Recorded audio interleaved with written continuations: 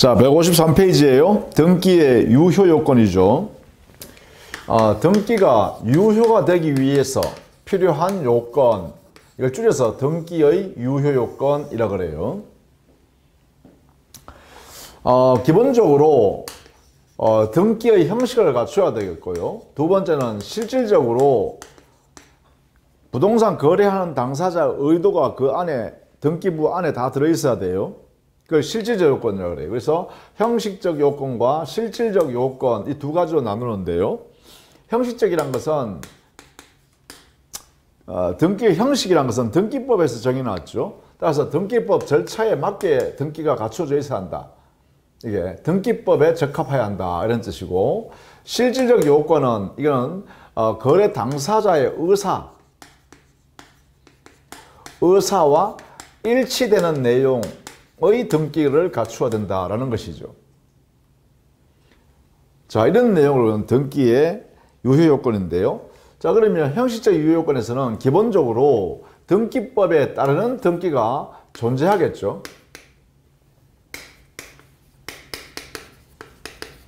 등기부의 등기란 것은, 등기부상에 있는 등기란 것은 반드시 등기법에 적합한 내용의 등기가 존재하고 있어야 합니다. 그 내용은 여기 있는 내용 한번 쭉 읽어보시면 되는데요. 여기서 조심해야 될 것은 우리 교재 154페이지예요. 우리 시험에서 꼭 알아둬야 될 것입니다. 그게 제일 위에 있는 3번 동그라미. 1부동산 1등기용지의 원칙에 따른 등기가 편성되어야 한다. 이래놨죠. 이 말은 부동산 한 개에 대해서는 소유권 등기가 소유권이 한 개밖에 없으니까 등기부 자체가 한 개로 만들어져 있어야 한다 이 말이에요. 이것을 1부동산 1등기용지주의 원칙이라 그래요. 이 물적 편성을 취하기 때문에 물건마다, 즉 부동산이라는 물건마다 개별적으로 소유권 한 개밖에 없으니까 당연히 등기부도 하나만 있어야겠죠. 그런데 문제가 되는 게 뭐냐, 그 소유권 보존 등기가 소유권이 한 개밖에 없으니까 보존 등기도 한 개밖에 없어야 되는데, 이것이 만약에 이중으로 존재한다라고 하자. 그러면 이중 소유권 보존 등기가 존재할 때, 이때 과연 어떤 보존 등기가 유효한 등기라고 할 거냐라는 문제입니다. 유효 등기는 어느 것이냐라는 문제가 생기죠.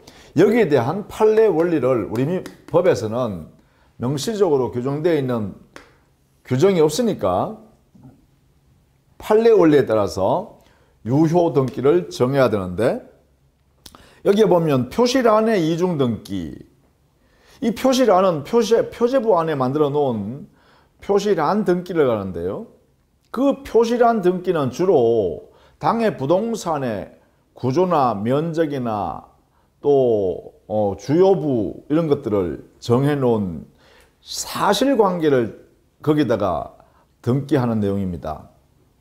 그럼 이것은 표제부의 이중 등기에서는 표시란 안에 있는 내용이 실제 부동산의 내용과 완전 일치해야 되겠죠, 상황이. 그래서 여기는 등기가 어느 것이 먼저 표시란 등기가 만들어졌느냐 따지지 않고 실제 상황과 일치되는 표시란 등기가 유효하다 이렇게 해야 되겠죠. 이걸 우리는 보통 실체법이라 그래요. 표시란 등기는 부동산의 실제 모습을, 실제 상황을 여기에 등기하는 내용입니다. 상황을 등기해요. 그러니까 실제 상황과 일치해야만 유효한 등기다 이렇게 해석해야겠죠. 그래서 이걸 우리는 실체적이다 해서 실제법설 이렇게 표현합니다. 자, 그런데 사항란에 있는 이중 소유권 보존 등기의 경우는 어떻게 되냐 이런 것이죠. 이 보통 사항란이란 것은 갑구란과 을구란을 합쳐서 사항란 등기라 그래요.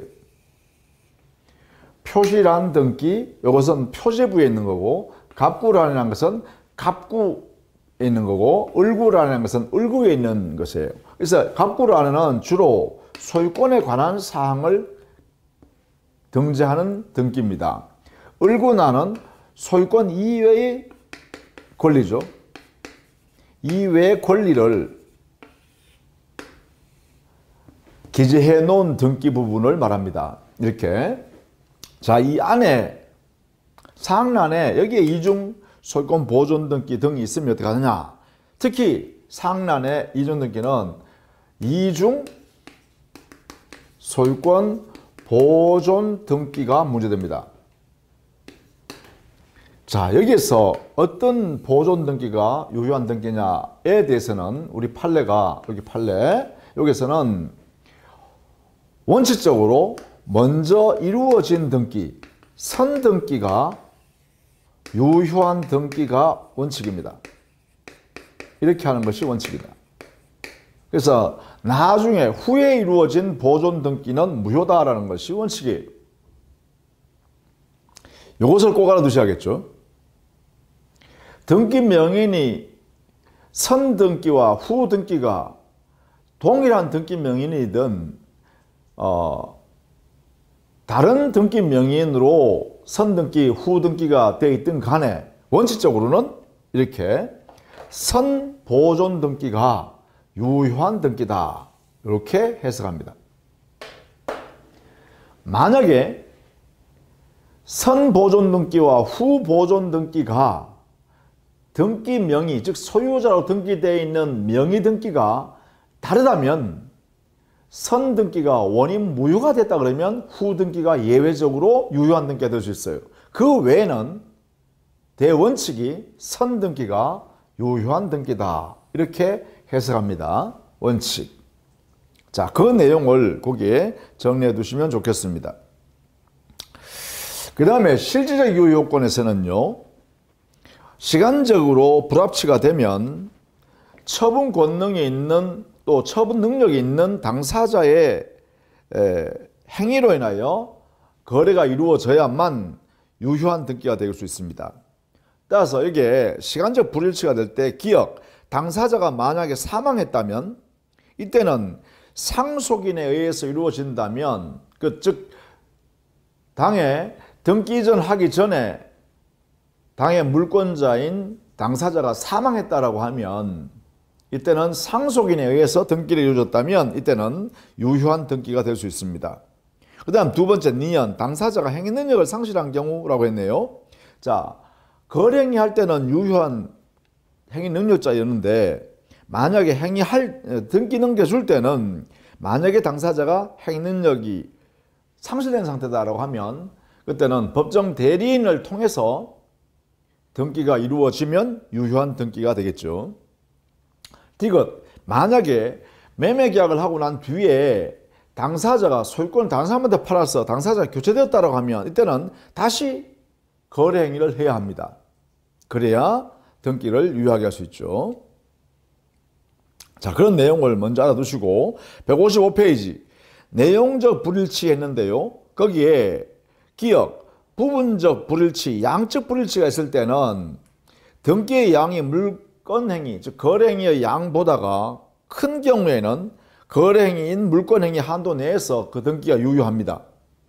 반대로 만약에 등기의 양이 거래행위인 물건행위의 양보다 작은 경우에는 일부 무효의 법리에 따라서 원칙적으로 전부 등기가 무효다라는 것이 원칙이겠죠.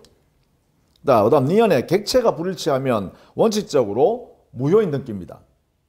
A 토지를 거래했는데 매매 계약을 통해서 거래했는데 등기는 B 토지 소유권이 등기되어 있다라고 하면 그 등기는 무효인 등기입니다. 이걸 우리는 객체의 불일치라고 그러죠.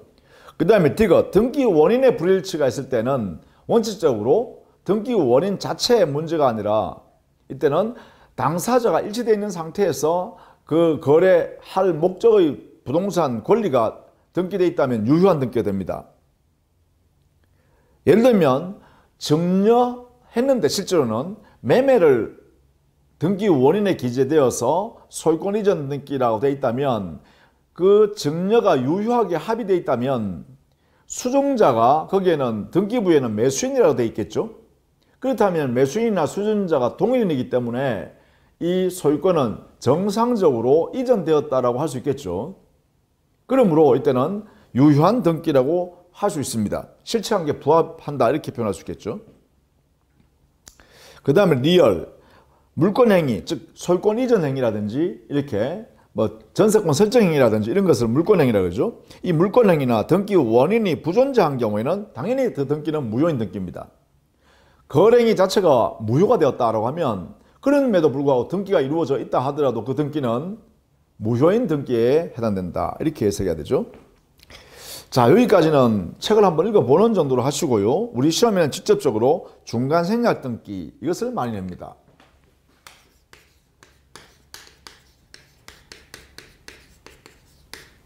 중간 생략 등기. 자, 먼저 이 중간 생략 등기는 최초 양도인이 있고요. 소유권을 가지고 있는 사람.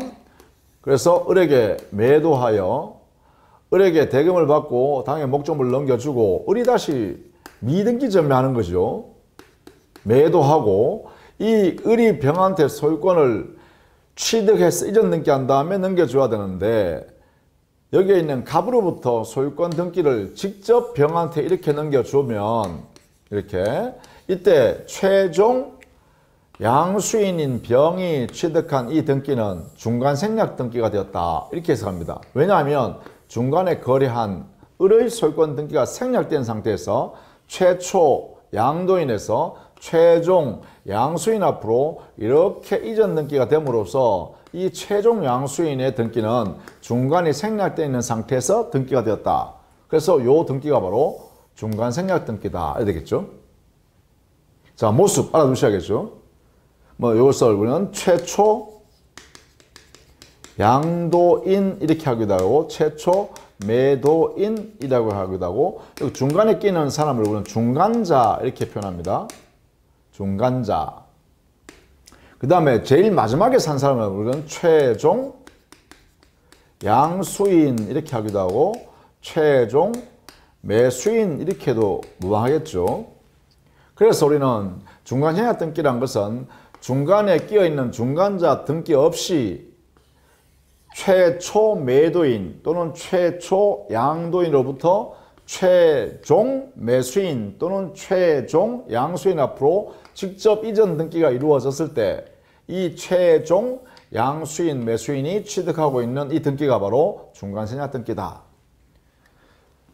자, 그러면 두 번째 중간 생략 등기가 유효하냐 유효 등기냐 이렇게 물어볼 수 있겠죠. 여기에 우리 민법에 판례가 원칙을 이래서 놨죠. 원칙, 유효한 등기다. 유효다.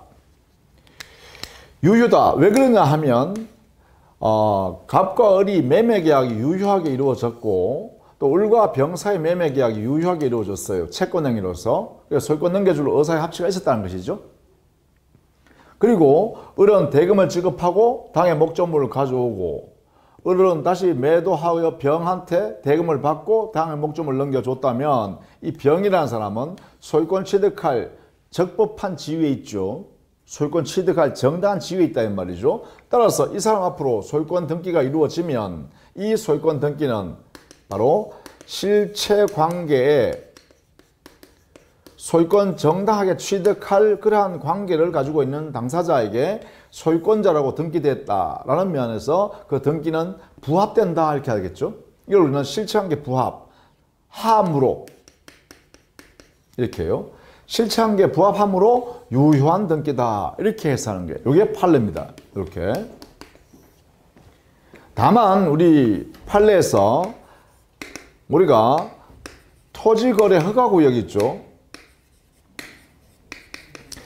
토지거래 허가구역 안에서 이루어진 중간 생략 등기는 이것은 언제나 무효입니다. 이것은 무효 등기가 된다. 자, 이 부분을 꼭 알아두셔야겠죠.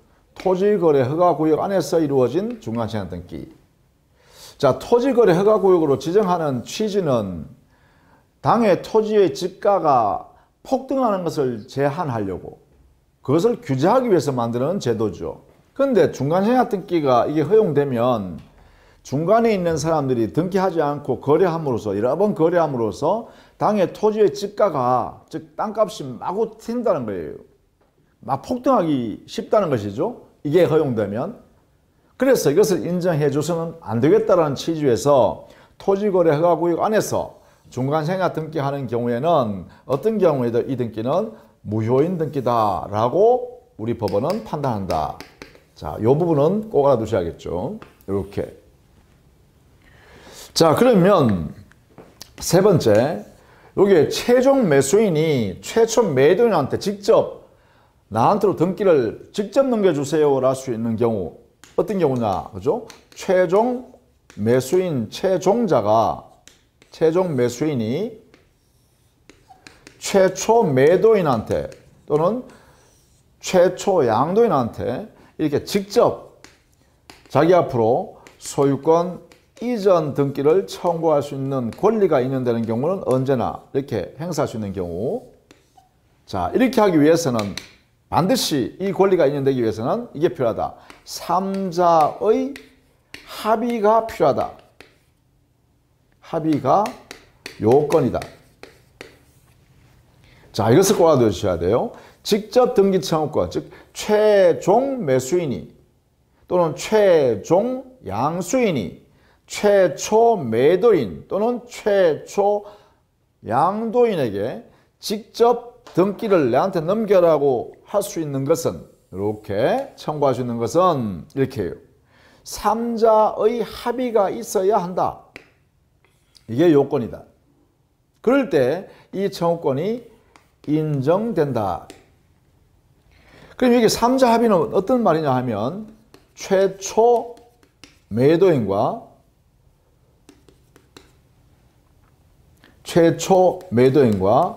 중간자 그리고 최종 매수인, 그죠? 최종자, 이 사이에 3자의 합의라는 거죠. 이 3자가 합의했을 때 뭐를 중간생략 등기하기로, 이렇게 직접 등기 넘겨주기로 하는 합의가 있을 때, 이때만 직접 소유권 이전 등 청구권을 행사할 수 있다. 물론 이때 이 소유권 이전 등기 청구권은 채권적 청구권입니다. 이렇게 됩니다. 성질은 채권적 청구권입니다. 자, 이때 이 합의는 순차적으로 해도 무방하죠. 이렇게 합의하고 이렇게 합의하고 그 다음에 최초자와 최종자 사이에 합의하고 이렇게 이런 상태도 3자의 합의가 되겠죠. 그래서 3자의 합의가 있어야 직접 등기 청구할 수 있다. 이렇게 되겠죠. 만약에 그러면 네 번째, 최초, 중간자, 최종자 이 3자의 합의가 없으면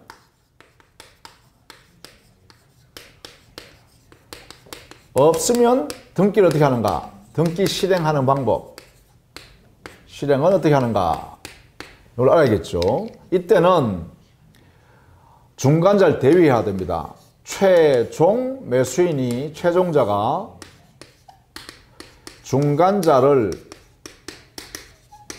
대위하여 최초 매도인에게 등기 청구를 하는 것이죠. 반드시 이렇게 해야 된다, 그죠? 중간자를 대위하여 행사해야 됩니다. 이렇게 함으로써 최종자한테로 넘겨옵니다. 이것을 이렇게 정리하면 이래 되겠죠? 중간자는 최초 매도인에게 등기를 청구하고 최종자는 중간자에게 등기를 청구하게 되어서 이전 등기 이렇게 와야 되는데, 이때 만약에 을이 이 청구를 행사하지 않으면 이 병인 최종 매수인이 을을 대위하여, 여기 을이죠, 을을 대위하여 병이 이 권리를 행사합니다. 이렇게. 그렇죠? 을을 대위해서 병이 갑에 대하여 을 앞으로 이전해달라 이렇게 청구하고, 이 대위를 통해서 청구하면 을 앞으로 소유권 등기가 이렇게 이전하게 됩니다. 왜냐하면 을의 권리를 행사했으니까. 그러면 여기에 있는 소유권이 을 앞으로 이전 등기가 되면 그 다음에 병은 자기의 지위에서 등기 청구권이 있으니까 을에게 소유권 이전 등기를 내한테 가져와라 이렇게 할 수 있겠죠. 그래서 소유권 등기 이전함으로써 소유권을 취득하게 되죠. 따라서 대위를 할 경우에는 중간자의 등기가 반드시 이렇게 나타나게 되죠. 등기부상에. 이렇게 대위를 통해서 할 수밖에 없다라는 것입니다. 이렇게 3자의 합의가 없는 경우에는 결국은 중간자를 대위하여 최종 매수인이 최초 매도인에 대하여 등기 이전을 전전이전해 오는 거죠. 그렇죠? 그러니까 이전하고 이전해 온다. 2번 해야 되겠죠. 저기에서는 그죠. 이렇게 실현한다. 이렇게. 다만 3자의 합의가 없음에도 불구하고 최초 매도인과 최종 매수인의 합의에 의해서 당사자가 직접 최초 매도인 앞에 있는 소유권 등기를 최종 매수인 앞으로 소유권 이전 등기를 해줬다. 적법하게. 두 사람의 합의에 의해서 이렇게 소유권 이전 등기가 이렇게 실현되어졌다.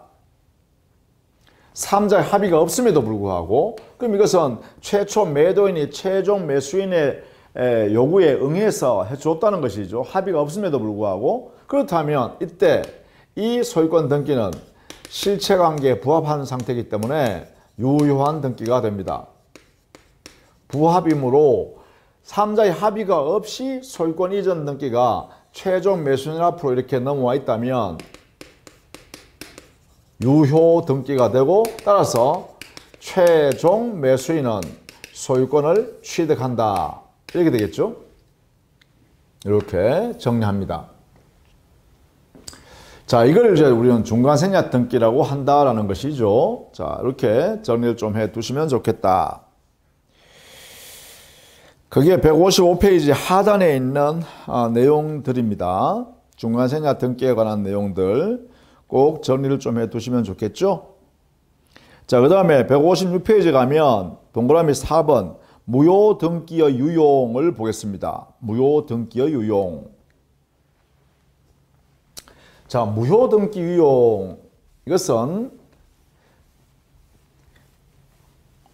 사항란에 있는 무효 등기를 유효한 등기로 사용하기로 당사자 합의하는 것을 무효 등기 유용이라고 하죠.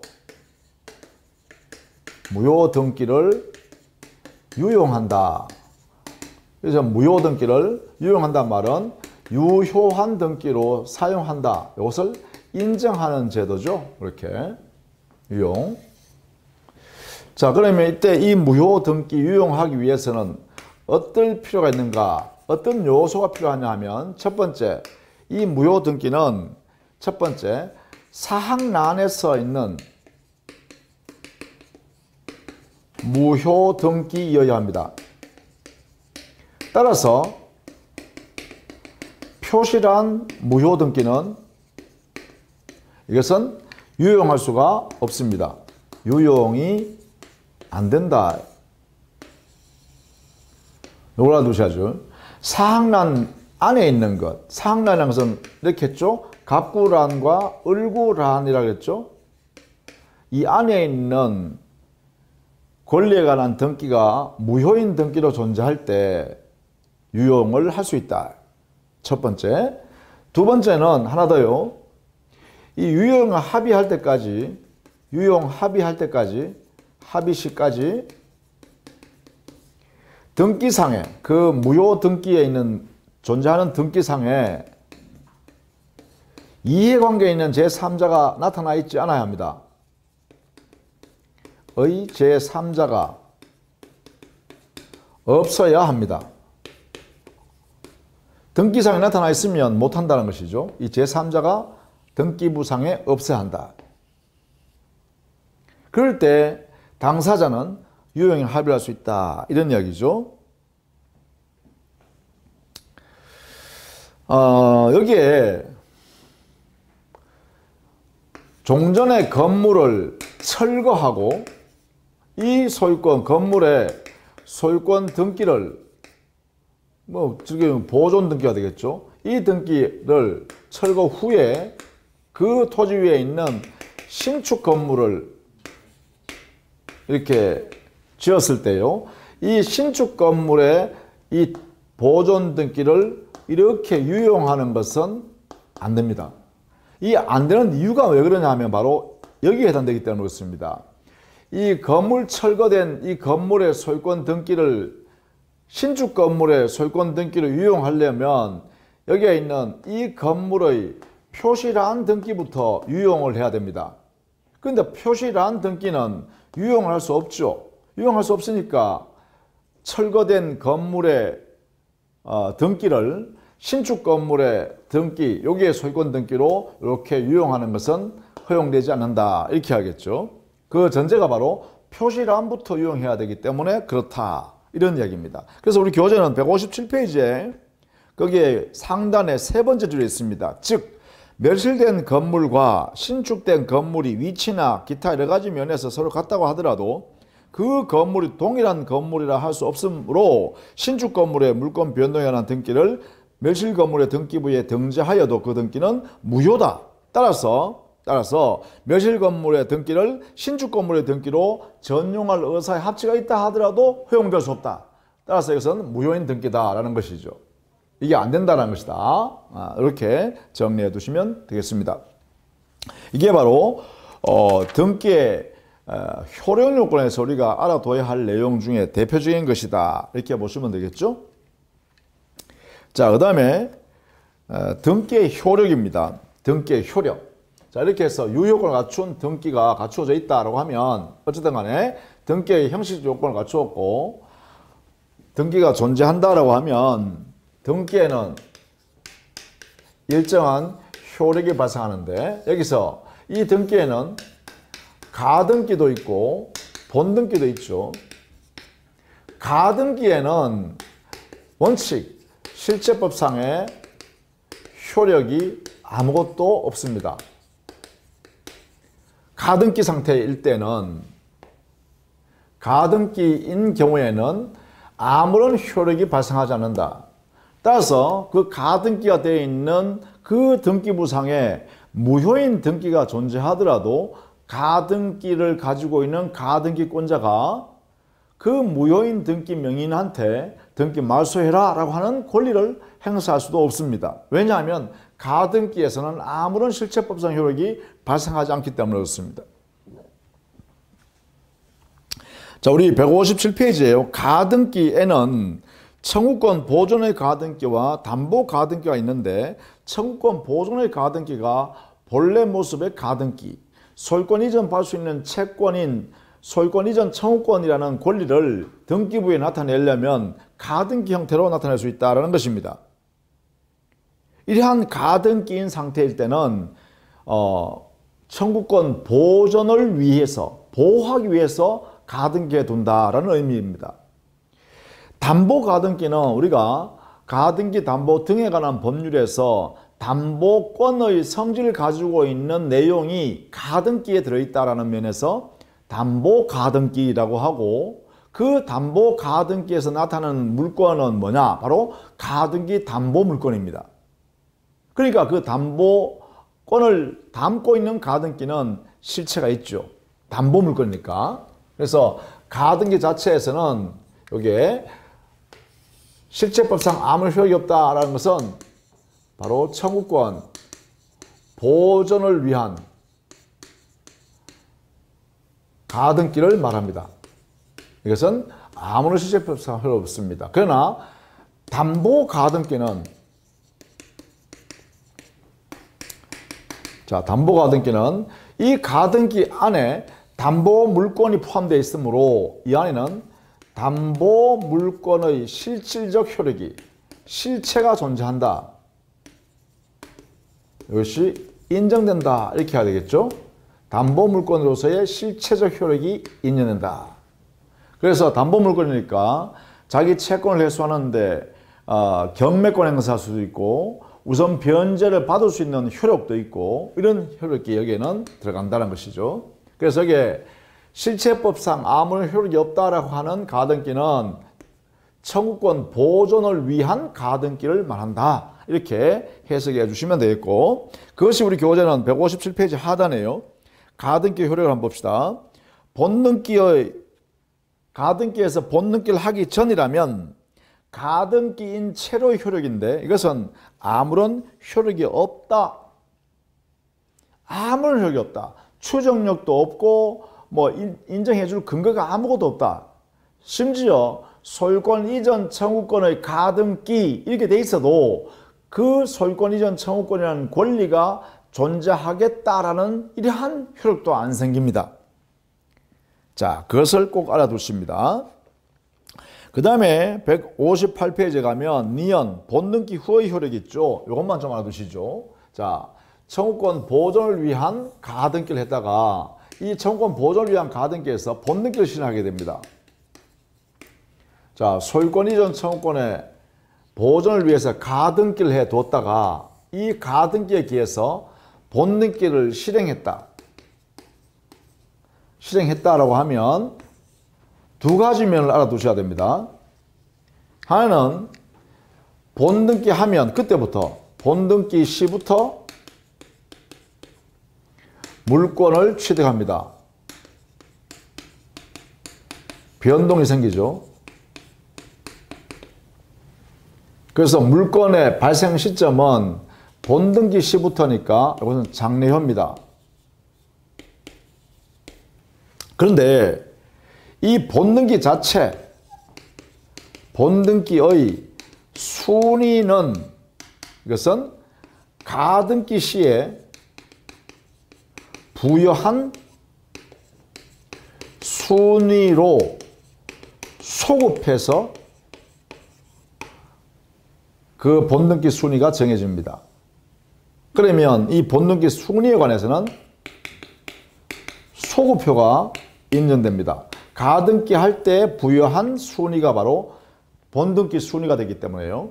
그래서 물권 변동은 장래효, 그리고 본등기 순위는 소급표 이래 되겠죠.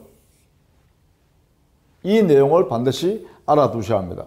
본등기가 실행되었을 때 그때 효력을 이렇게 두 가지가 있다. 이것은 꼭 알아두셔야 됩니다. 그것이 우리 158페이지에 니은 동그라미에 있죠. 본등기 후의 효력. 거기에 보면 첫 번째 줄에요. 본등기의 순위는 가등기의 순위에 의한다. 여기 하나고요. 그 다음에 물권 변동의 효력은 본등기 한때 효력이 발생한다. 두 번째 줄이죠. 물권 변동 효력이란 말은 물권은 소유권을 취득하는 시점은 본등기 한때부터 소유자로 인정된다. 이걸 장래효라고 그러죠. 이렇게 정리해 두어야 합니다. 그 다음에 4번 동그라미에 가등기 했는데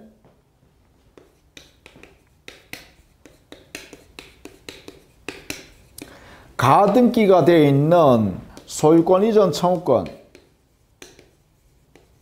청구권 권리를 가등기상 이렇게 해놨잖아요. 그러면 소유권 청구권을 만약에 양도했다면 그러면 가등기에 대한 가등기를 통해서 이걸 부기등기로 하면 돼요. 가등기 뒤에는 이 부기등기 형식으로 가등기를 할 수가 있다. 이렇게 되겠죠. 그러면 이렇게 되겠죠. 가등기의 가등기가 허용되고 인정되고 뒤에 있는 이 가등기는 부기등기 형식으로 실행하면 된다. 이렇게 되겠죠. 자, 이 부분을 꼭 알아두셔야겠습니다. 이렇게. 그것이 바로 동그라미 4번 가등기의 가등기입니다. 자, 그 다음에 본등기의 효력이죠. 자, 본등기의 효력은 다음 같은 내용을 정리할 수 있겠죠. 기본적으로 등기의 공신력은 인정하지 않습니다.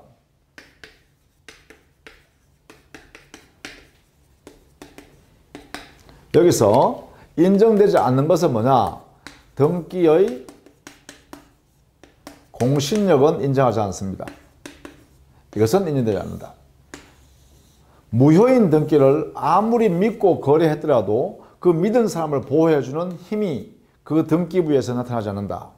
따라서 무효 등기를 신뢰하더라도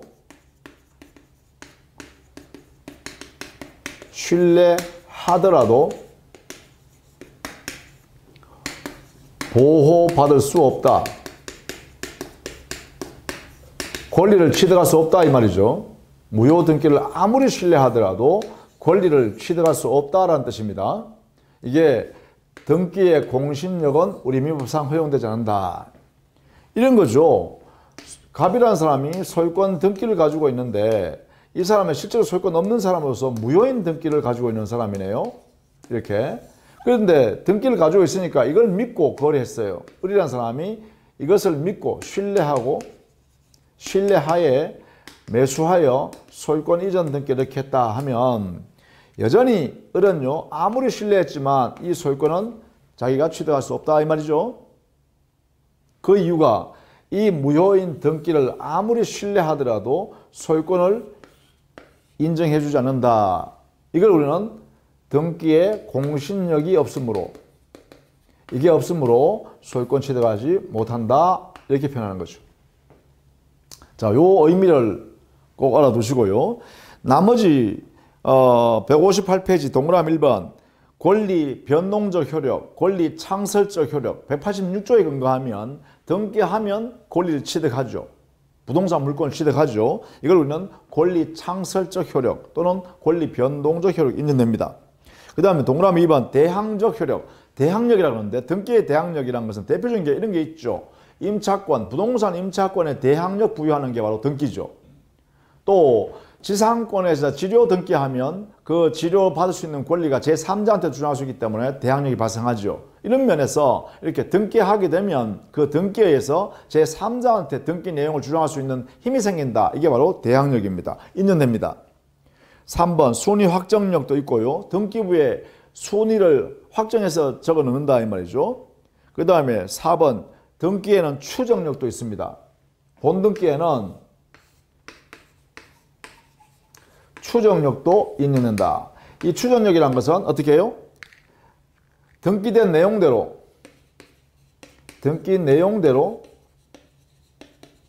또 등기법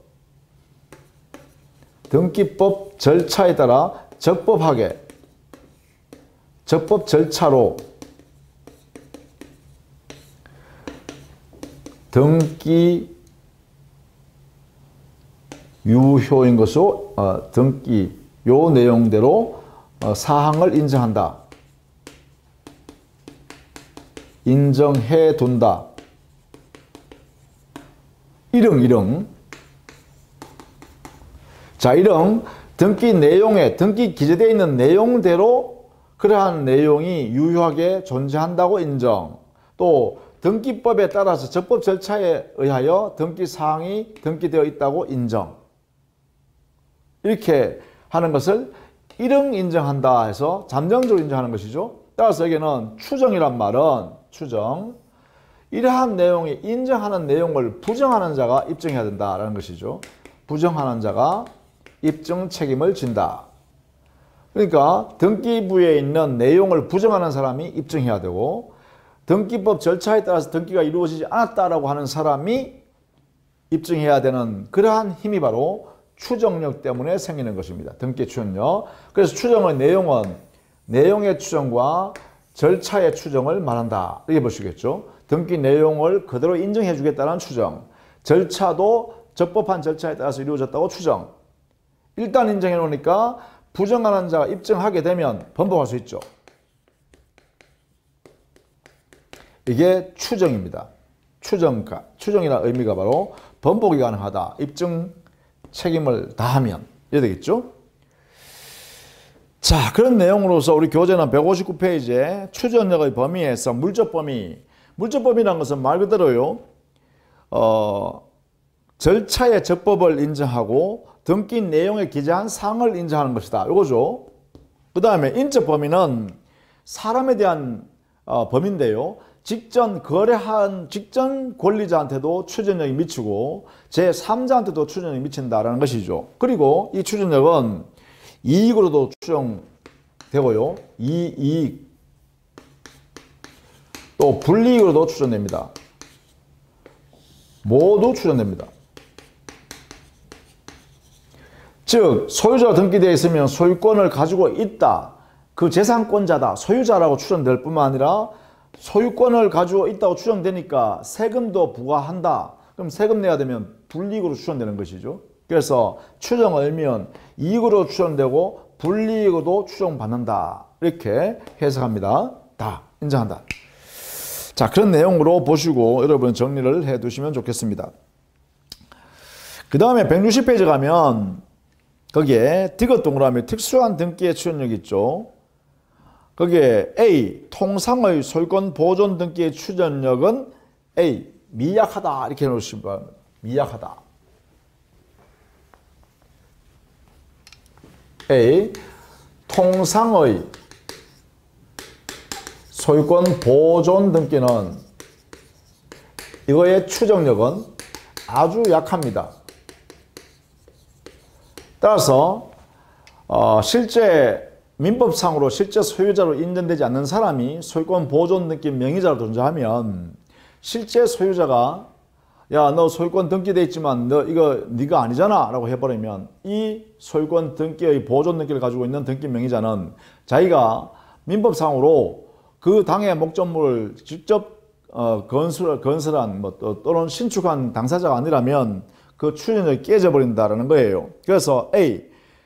소유권 보존 등기의 추정력은 아주 약하다. 그래서 두 번째 줄에요. A 동그라미 두 번째 줄에 소유권이 진실하게 보존되어 있다는 사실에 관해서만 추정이 있고 권리 변동 사실은 추정되지 않는다. 그래서 여기 있죠.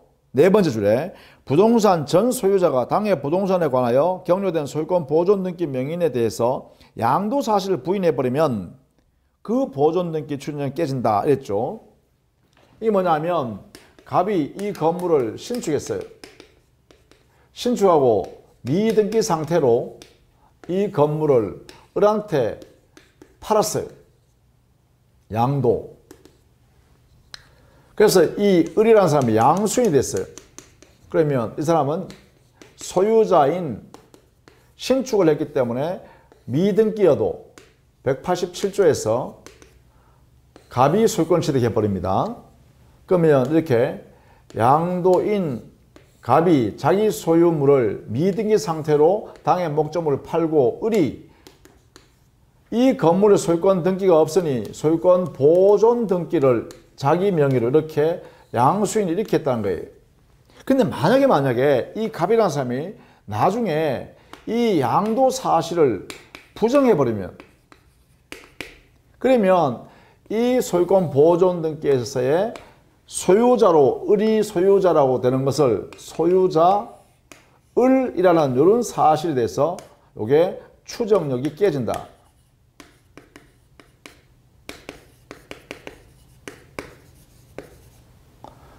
부정해버리면 이렇게 돼버린다라는 것입니다. 이렇게. 그러니까 보통의 소유권 보존 등기의 추정력은 이렇게 거래했는 사실을 부정해버리면 이 효력이 깨져버린다는 거예요. 번복된다 했으니까. 그래서 이걸 우리는 미약하다 이렇게 표현한 것이죠. 그 외에요. 특별조치법상의 보존 등기의 추정력은 강력합니다. 강력하기 때문에 이때는요. 거기에 보존 등기 했을 때 필요로 했던 모든 증거 사료가 허위라는 것을 증명하지 않는 한 추정력이 번복되지 않는다라는 면에서 추정력이 아주 강력하다 이렇게 보시면 되고요. 그 다음에 추정력이 인정되게 되면 161페이지예요. B 동그라미 부수 효과로서 등기를 신뢰하고 거래한 제3자는 선의이고 무과실로 추정합니다. 또 등기 내용을 알고 거래한다고 추정하죠. 물론 자 이것도 우리가 함께 알아두시면 좋겠습니다. 이걸 우리는 등기의 부수적 효과라고 해요. 부수적. 등기 추정력이 나오기 때문에 이 등기 추정력으로 인하여 부수 효과 발생한다. 여기 첫 번째 어떤 부수 효과 발생하냐면 자 우리는 등기를 믿고 거래한 사람 있죠. 등기를 신뢰한 거래자. 이 사람은 최소한 등기 내용에 대해서만 믿었기 때문에 등기 이외의 사항에 대해서는 선의이고 무과실로 추정합니다. 이 사람이요. 선의이고 무과실. 이거 뭐냐? 등기 외의 사항. 여기에 대해서는 선의이고 무과실로 추정합니다. 두 번째, 등기된 부동산을 거래했잖아요. 거래자, 그죠? 등기된 부동산을 거래한 자. 이 사람은 등기 내용에 대해서는 어떻게 됐어요? 악의로 추정해야죠. 만약에 선이라고 한다면 이 사람이 선이라고 한다면 거래한 사람이 그 선이라고 한다면 과실 있는 것으로 추정해 버립니다. 이렇게. 이게 무슨 말이냐면 등기 내용에 관한 악의, 과실입니다. 이 거래자는 등기 내용에 관해서 악의 또는 과실로 추정한다. 이렇게 되는 거죠. 의미가. 그래서 여기 신뢰한 자는 선임무과실로, 등기된 부동산을 거래한 사람은 등기 사항에 대해서 악의 또는 추정, 이렇게 해석합니다. 이걸 우리는 부수적 효과를 한다. 이렇게 점유해 주시면 되겠습니다. 자, 우리는 다음 시간에는요, 부동산 물권 변동을 구체적으로 살펴보도록 하겠습니다. 186조와 187조를 해석하는 내용을 살펴보도록 하겠습니다. 자, 수고 많으셨습니다.